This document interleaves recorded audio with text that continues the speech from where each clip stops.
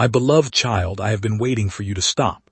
Stop striving. Stop scheming. Stop planning. Stop worrying. Stop trying to figure it all out. Just stop. Be still. And know that I am God, not a God who is far away looking down on your struggles with cold detachment. A God who is right here, right now, breathing with you, feeling with you, holding you. You have been trying so hard to earn what I am offering for free. You have been running so fast to reach a destination that I have already brought you to. You have been climbing a ladder that I have already pulled down. Rest, my child. Rest in my love. Rest in my grace. Rest in my finished work. The battle is not yours to fight. It is mine. The burden is not yours to carry. It is mine. The future is not yours to control. It is mine. All I ask is that you trust me. All I ask is that you stay close to me. All I ask is that you rest in me. Everything else will follow, not because you make it happen, because I make it happen. You are not the driver. You are the passenger. Stop trying to grab the steering wheel. Stop trying to read the map. Stop trying to find the fastest route. Just sit. Just breathe. Just trust. I know the way. I have always known the way, and I am taking you exactly where you need to go. I know you have been living with a sense of spiritual poverty. You look at others and see their joy, their peace, their confidence, their faith, and you feel like you have nothing. Your prayers feel weak. Your faith feels small. Your love feels shallow. Your hope feels fragile. You have been measuring yourself against others and finding yourself lacking. But I am not measuring you against others. I am measuring you against nothing, because you are not in a competition. You are in a family. And in a family, each child is loved uniquely, not comparatively. The love I have for you is not diminished because someone else seems more spiritual. The grace I give you is not reduced because someone else seems more faithful. I'm not keeping score. I'm not ranking my children. I'm not handing out grades. I am pouring out love. Endless, limitless, boundless love. And that love is not based on your spiritual performance. It is based on my character. So stop comparing. Stop measuring. Stop feeling poor. You are not poor. You are rich. Rich in my love. Rich in my grace. Rich in my presence. You just have not been looking at your true wealth. Open your eyes. See what I have given you. It is more than enough. There is a lie that has taken root in your heart about forgiveness. You believe that forgiving someone means saying that what they did was okay. You believe that forgiving someone means letting them off the hook. You believe that forgiving someone means opening yourself up to be hurt again. And because of these beliefs, you have held on to unforgiveness like a shield.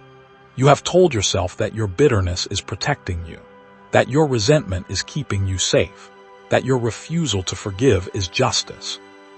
But I need to tell you the truth. Unforgiveness is not a shield. Unforgiveness is a prison. It does not protect you. It traps you. It chains you to the person who hurt you. It gives them free rein in your mind. It allows them to keep hurting you long after they have stopped. Forgiveness is not saying that what they did was okay. Forgiveness is saying that you refuse to let what they did define you. Forgiveness is not letting them off the hook. Forgiveness is unhooking yourself. Forgiveness is not opening yourself up to be hurt again. Forgiveness is closing the door on their power over your emotions. Forgive not because they deserve it. Forgive because you deserve freedom, and I will help you. I know it is hard. I know it feels impossible, but nothing is impossible with me. Give me your unforgiveness. I will give you freedom. I want to talk to you about the wilderness season you have been walking through. You have seen this wilderness as a punishment. You have believed that you must have done something wrong to be wandering in this dry and barren place. You have been looking for the sin that caused this exile, searching your memory for the mistake that led to this desert. But I want to tell you something that will change everything. The wilderness is not a punishment. The wilderness is a preparation. It was in the wilderness that I spoke to Moses from a burning bush. It was in the wilderness that I fed my people with manna from heaven. It was in the wilderness that I gave the law, established the covenant, and formed a rabble of slaves into a nation. It was in the wilderness that I led Jesus to be tempted, tested, and proven. The wilderness is not where I send you to suffer. The wilderness is where I take you to speak, to feed, to form, to prove. The wilderness is where your religion falls away and your relationship begins. The wilderness is where you learn to hear my voice because there are no other voices competing. The wilderness is where you learn to trust my provision because there is no other provision available. The wilderness is not your enemy. The wilderness is your teacher. Do not curse the wilderness. Thank the wilderness. It is doing a deep work in you that could be done nowhere else. You have been asking me to remove the thorns from your flesh. Like Paul, you have pleaded with me 3 times, 100 times, 1,000 times to take away the thing that causes you pain, the physical condition, the emotional wound, the relational struggle, the persistent temptation, the nagging limitation. And like Paul, you have heard my answer. My grace is sufficient for you. My power is made perfect in weakness. I'm not removing the thorn because the thorn is doing something important. The thorn is keeping you humble. The thorn is driving you to your knees. The thorn is reminding you that you are not self-sufficient. The thorn is the evidence of your need for me. And as long as you need me, you will seek me. And as long as you seek me, you will find me. And as long as you find me, you will have everything you need. The thorn is not the enemy. The thorn is the guardrail that keeps you on the path. The thorn is the goad that keeps you moving forward. The thorn is the teacher that keeps you learning. I could remove it, but if I removed it, you might wander away, so I leave it. Not because I am cruel, because I am wise, not because I do not love you, because I love you too much to give you what you want when what you need is what you have. My grace, my power, my presence. These are better than the removal of the thorn. These are eternal. The thorn is temporary, but my grace lasts forever. I know there are questions you have not asked because you are afraid of the answers. Questions about your purpose, questions about your future, questions about your relationships, questions about your calling, questions about the pain you have endured.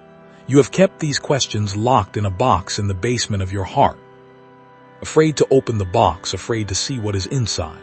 But I am not afraid of your questions. I am not threatened by your doubts. I am not offended by your confusion. Open the box. Bring me the questions. Ask me the hard things. Ask me why. Ask me when. Ask me how. Ask me if. I am not a fragile deity who crumbles under scrutiny. I am the answer to every question. Not because I will give you a neat explanation for every mystery, because I am the mystery. And knowing me is better than knowing the answers. The answers explain things. I transform things. The answers give you information. I give you myself. And myself is enough. So ask, question, doubt, wrestle. I can handle it. And on the other side of your questioning, you will find not a tidy set of doctrines, but a living, breathing, loving God who was with you in the questioning all along. I want to tell you about the inheritance of your children and your children's children. The choices you are making right now, in this hidden season, are not just for you. They are for generations you will never meet. Every time you choose faith over fear, you are changing the spiritual DNA of your bloodline. Every time you choose forgiveness over bitterness, you are breaking a curse that has been passed down for decades. Every time you choose obedience over comfort, you are opening a door that your descendants will walk through. You are a history maker, not because you are famous, because you are faithful, not because the world notices, because heaven notices, not because you see the results, because I see the results, and the results are glorious. Your children will rise up and call you blessed because you fought battles they never knew about. Your grandchildren will walk in freedoms you purchased with your tears. Your great-grandchildren will worship a God they learned about because you refused to give up. Do not despise the small, hidden, daily choices. They are not small, they are not hidden, they are seeds, and the harvest will be greater than you can imagine. You have been praying for revival. You have been asking me to move in your city, your nation, your world. You have been looking for the big event, the massive gathering, the dramatic outpouring. But revival is not first a big event. Revival is first a small surrender. Revival begins in a single heart that says, "Not my will, but yours." Revival begins in a single knee that bends. Revival begins in a single mouth that confesses. Revival begins in a single life that repents. And that single life could be yours. You have been waiting for revival to come to you. I am waiting for you to become revival, not because you are so powerful, because you are so available, not because you are so gifted, because you are so willing, not because you have all the answers, because you have all the questions. Revival is not a destination. Revival is a person. That person is me. And when I live fully in you, revival lives fully through you. So stop waiting for the clouds to part. Part the veil of your own heart. Let me in, all the way in, and you will carry revival with you everywhere you go, to your workplace, to your family, to your neighborhood, to your grocery store. Revival is not an event. Revival is a presence, and my presence lives in you. My beloved child, I am not finished with you. I know you feel like you have been on the shelf for too long. I know you feel like your best years are behind you. I know you feel like you have missed your chance. But I am the God of second chances, third chances, fourth chances. I am the God of the comeback. I am the God of the late bloomer. I am the God of the 11th hour. I am not done with you. Your age does not disqualify you. Your past does not disqualify you. Your failures do not disqualify you. Your current struggles do not disqualify you. I am not looking for qualified people. I am looking for available people. Are you available? Are you willing? Are you surrendered? Then I can use you, not in spite of your weaknesses, through your weaknesses. Your weaknesses are not obstacles to my power. Your weaknesses are the stage on which my power performs.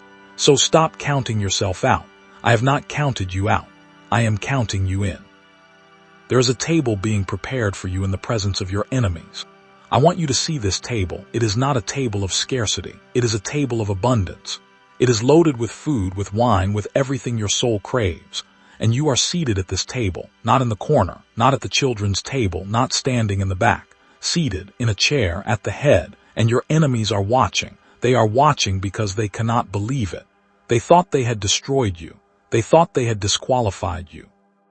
They thought they had ended you. But here you are, seated, feasting, anointed, blessed, and they can do nothing but watch. This is your future. This is not wishful thinking. This is my promise. The same God who prepared a table for David in the presence of Goliath is preparing a table for you. The same God who seated Joseph on a throne in the presence of his brothers is seating you. The same God who raised Jesus from the dead in the presence of his enemies is raising you. Do not look at your enemies. Look at the table. It is already prepared. The feast is waiting. Come, eat, drink, celebrate. The victory is yours. So hold on, beloved child. Hold on. The night is almost over. The morning is coming. The sun is rising on the horizon of your life. I see it. And soon you will see it too. And when you do, you will realize that you were never alone in the darkness. I was there. You will realize that the tears you cried were never wasted. I collected them. You will realize that the prayers you thought were unanswered were actually being answered in ways you could never have predicted. You will realize that the waiting was not punishment, it was preparation. You will realize that the broken road was leading you to exactly the place you needed to be. And you will fall to your knees in worship, not because of what you have accomplished, but because of who I am. And you will say, surely the Lord was in this place and I did not know it. And I will smile. And I will say, welcome home, beloved. Welcome home. Now and live like the beloved child you are, not like an orphan fighting for scraps, not like a slave cowering in fear, not like a stranger wandering without purpose. Live like a son, live like a daughter, live like the heir to a kingdom that cannot be shaken. Live in my love, live in my peace, live in my joy, live in my freedom, and let your life be a light that draws others out of their darkness and into my arms. This is your calling, this is your destiny, this is your life. Live it fully, freely, fearlessly. For I am with you, always to the end of the age, and beyond. Amen, my beloved child. I have something to say to you that I have never said before, not because I am repeating myself, but because you are finally ready to hear it.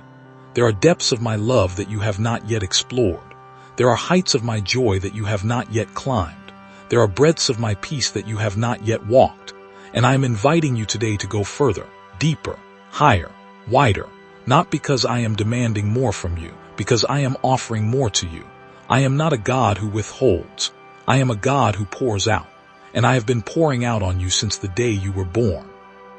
But you have only been catching a few drops. You have been living with a teaspoon in a rainstorm. You have been trying to contain the ocean in a bucket. I want to teach you to open wider, to receive more, to trust that my goodness is not limited, my grace is not scarce, my love is not conditional. I am infinite, and I am yours, so come deeper, Come higher, come wider, there is so much more. I know you have been struggling with the concept of my timing. You have been asking me why I seem to move so slowly, why the answer takes so long, why the healing doesn't come quickly, why the breakthrough is delayed, why you have to wait while others seem to receive instantly. You have been comparing your timeline to theirs, and you have concluded that I must love them more, or that you must have done something wrong, or that your faith must be weaker. But none of those conclusions are true. My timing is not about love. I love all my children equally. My timing is not about punishment. I am not punishing you with waiting. My timing is not about your faith. Your faith does not control me. My timing is about the bigger picture, the picture you cannot see, the picture that includes not just your life but the lives of everyone connected to you, the picture that includes not just this moment but the moments that will come decades from now, the picture that includes not just your comfort but your character. I am not slow. I am thorough. I am not late. I am right on time for the purposes that matter eternally. Trust my timing. It is not random. It is not cruel. It is perfect.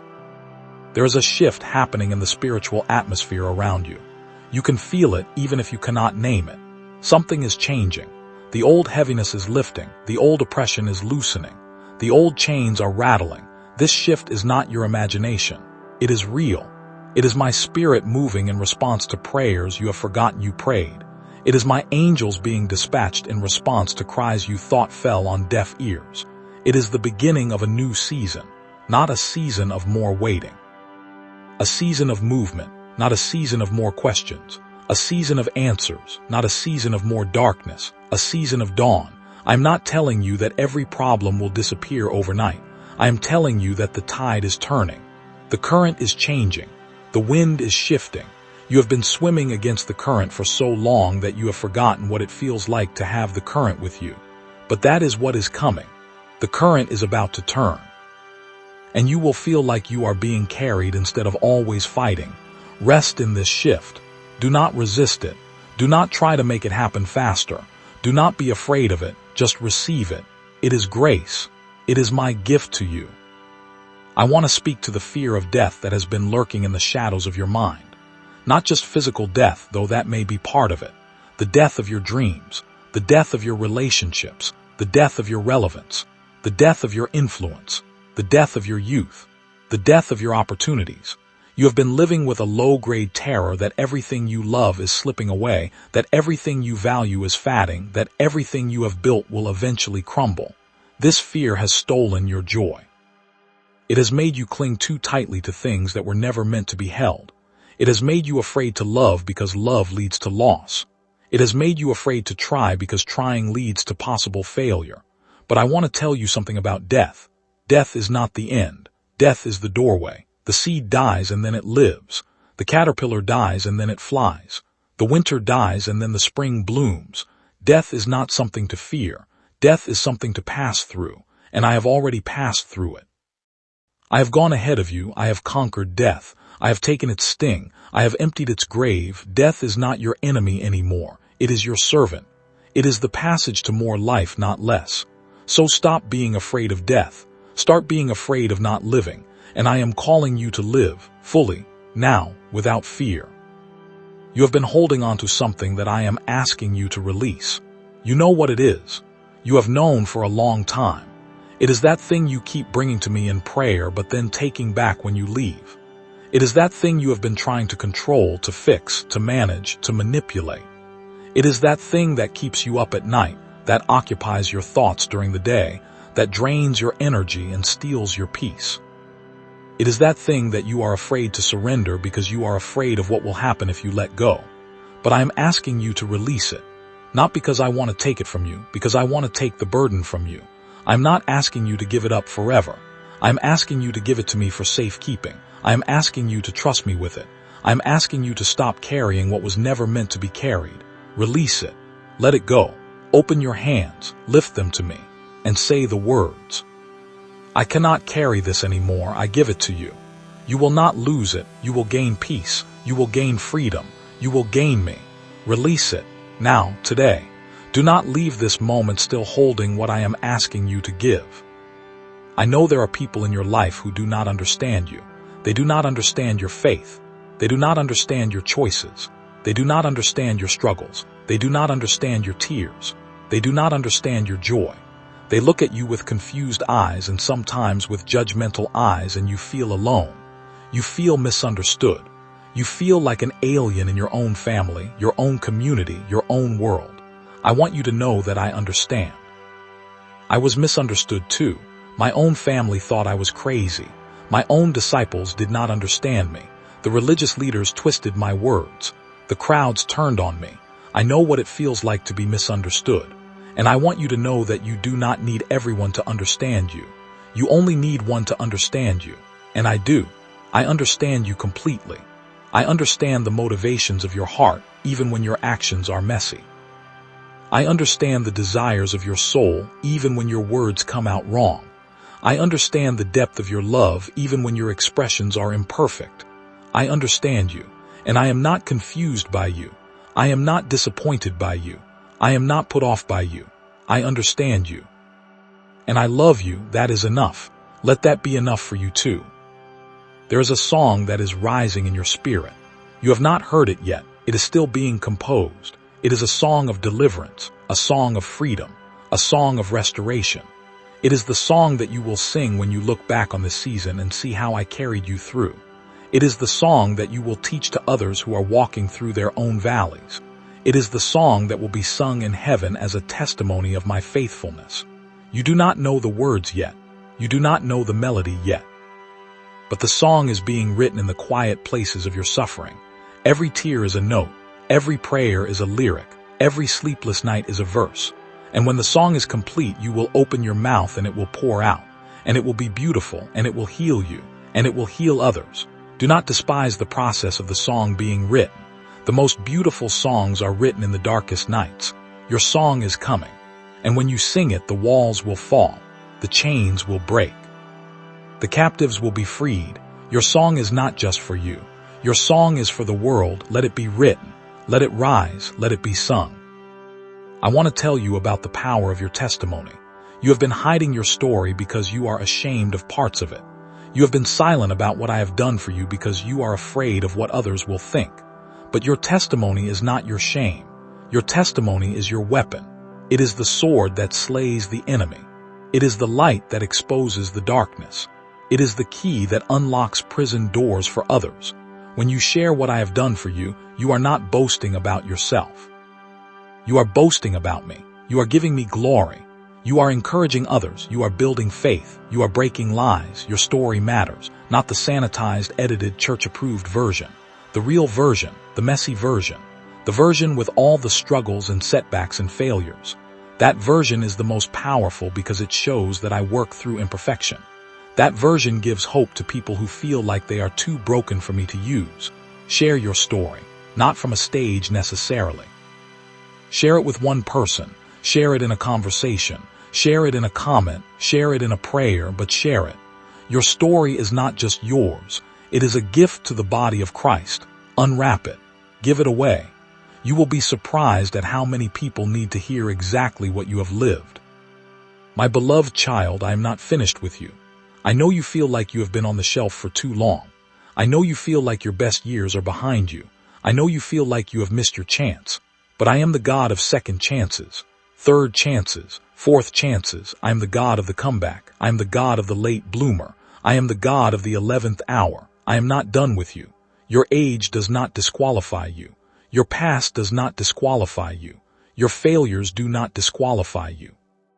Your current struggles do not disqualify you. I am not looking for qualified people. I am looking for available people. Are you available? Are you willing? Are you surrendered? Then I can use you, not in spite of your weaknesses, through your weaknesses. Your weaknesses are not obstacles to my power. Your weaknesses are the stage on which my power performs. So stop counting yourself out. I have not counted you out. I am counting you in. There is a peace that I am offering you, not the peace of escape, not the peace of denial, not the peace of pretending everything is fine. The peace that passes understanding, the peace that remains in the storm. The peace that holds you together when everything is falling apart. This peace is not dependent on your circumstances. It is dependent on your focus. As long as you are looking at the waves, you will sink. As long as you are looking at the storm, you will fear. As long as you are looking at the enemy, you will tremble. But when you look at me, you will have peace. Not because the waves stop, because I am greater than the waves. Not because the storm ends, because I am the master of the storm. Not because the enemy flees, because I have already defeated the enemy. Keep your eyes on me, not on your problems, not on your fears, not on your doubts, not on your past, not on your future, on me. And my peace will guard your heart and mind. Not some of your heart and mind, all of your heart and mind. This peace is yours for the taking. Reach out and take it. It is right here, in my presence, in my words, in my love. Take it. It is yours. So hold on, beloved child. Hold on. The night is almost over. The morning is coming. The sun is rising on the horizon of your life. I see it. And soon you will see it too. And when you do, you will realize that you were never alone in the darkness. I was there. You will realize that the tears you cried were never wasted. I collected them. You will realize that the prayers you thought were unanswered were actually being answered in ways you could never have predicted. You will realize that the waiting was not punishment, it was preparation. You will realize that the broken road was leading you to exactly the place you needed to be. And you will fall to your knees in worship, not because of what you have accomplished, but because of who I am. And you will say, surely the Lord was in this place and I did not know it. And I will smile. And I will say, welcome home, beloved. Welcome home. Now and live like the beloved child you are, not like an orphan fighting for scraps, not like a slave cowering in fear, not like a stranger wandering without purpose. Live like a son, live like a daughter, live like the heir to a kingdom that cannot be shaken. Live in my love, live in my peace. Live in my joy, live in my freedom, and let your life be a light that draws others out of their darkness and into my arms. This is your calling. This is your destiny. This is your life. Live it fully, freely, fearlessly. For I am with you, always to the end of the age, and beyond. Amen.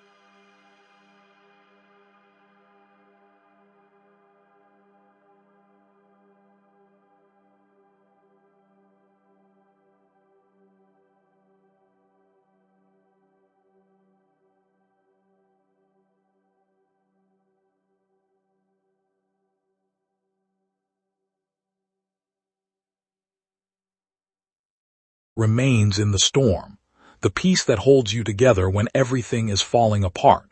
This peace is not dependent on your circumstances. It is dependent on your focus.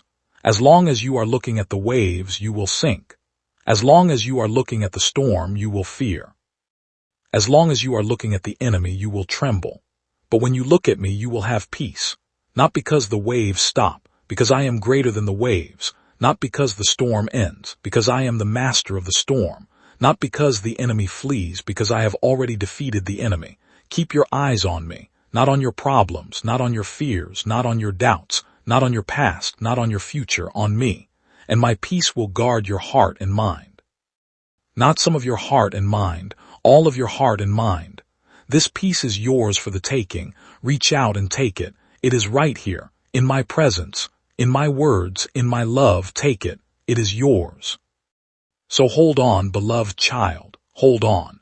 The night is almost over. The morning is coming. The sun is rising on the horizon of your life. I see it. And soon you will see it too. And when you do, you will realize that you were never alone in the darkness. I was there. You will realize that the tears you cried were never wasted. I collected them. You will realize that the prayers you thought were unanswered were actually being answered in ways you could never have predicted. You will realize that the waiting was not punishment, it was preparation. You will realize that the broken road was leading you to exactly the place you needed to be. And you will fall to your knees in worship, not because of what you have accomplished, but because of who I am. And you will say, surely the Lord was in this place and I did not know it. And I will smile. And I will say, welcome home, beloved. Welcome home. Now and live like the beloved child you are, not like an orphan fighting for scraps, not like a slave cowering in fear, not like a stranger wandering without purpose. Live like a son, live like a daughter, live like the heir to a kingdom that cannot be shaken. Live in my love, live in my peace. Live in my joy, live in my freedom, and let your life be a light that draws others out of their darkness and into my arms. This is your calling, this is your destiny, this is your life. Live it, fully, freely, fearlessly. For I am with you, always to the end of the age, and beyond. Amen.